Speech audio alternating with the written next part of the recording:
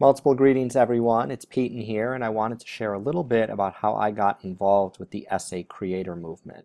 Where this really started for me was during my doctoral studies when I was engaged in doing a lot of reading, theoretical work, and thinking about the work that we do in student affairs. And one of the things that I started doing at that time was putting together something that I call a quotograph and sharing those through a variety of different social media spaces. Basically, what a quotograph is where I would be reading a particular piece of text, maybe a journal article, maybe a book,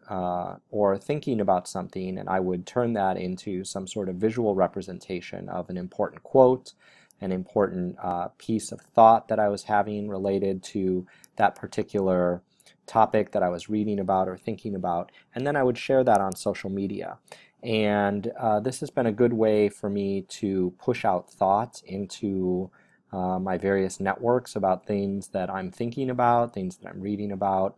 and starting to generate some dialogue around some of the things that we need to be talking about as college student educators.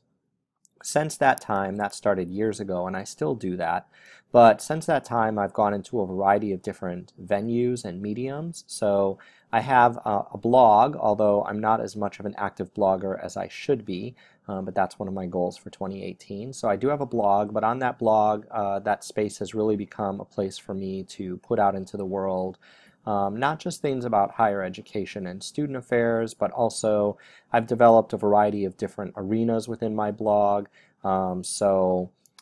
Some areas that talk about faculty issues, because I'm a faculty member now, so faculty spotlight issues in the profession, as well as things called Book Talk, where I discuss, again, books and my avid love of reading. And put out information about things that I think are important for people to read, and that's not just books related to higher education, but also I'm a part of a lot of book clubs in the Houston area. We read a lot of fiction, short stories, other things of that nature. That's my English background, and so I do write about those things in the larger sphere on my blog, and I share that information. And finally, now I teach in a fully online master's program, and this has really forced me in some ways, but also given me the opportunity to think about how I can be a student affairs creator in different ways. So I get to be really